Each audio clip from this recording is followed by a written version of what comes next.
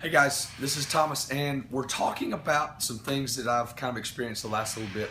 And so, as most of you know, we have a garden in our backyard, and a lot of the products we use in our Meal Fit Ready throughout the week, I will pull from our garden: the squash, the zucchini, cucumbers, tomatoes, things like that, and put them in our meals on Monday for our Cookeville people.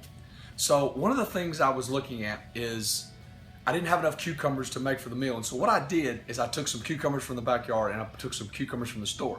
I'm not gonna name what store. Put them on the counter. They sat there for about 3 or 4 days.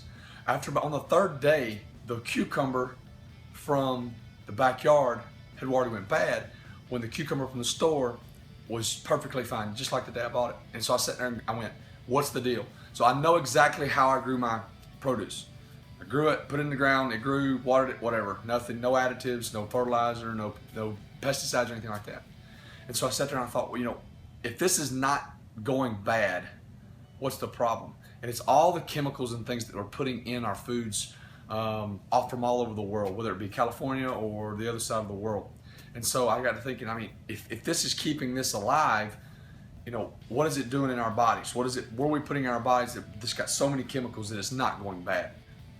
Well, these chemicals and things they've been putting on food haven't been around long enough for them to know what the effects are of eating them over a long period of time. They haven't been around that long. So I got to think about that too. Another thing, if you go to Walmart or you go to Aldi or Kroger and you look at like the tomatoes, all the tomatoes are the same size. But if you go in my backyard or go in a friend of ours' backyard, none of the tomatoes are the same size. They're all different. Some of them are big, some of them are small, but all the ones that you should store are the same size. That's not the way it's intended to grow. But what they've done is they so genetically modified these things by adding this or taking this away that they're all the same size. They're beautiful, but I don't think that's the way they were intended to be.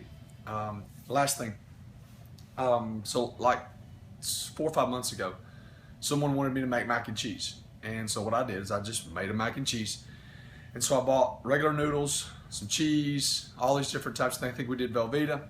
So I made some. I had some left over. Well, we've got a fridge in our garage outside in our garage. And so I just put it in there. Didn't think anything about it. It sat there.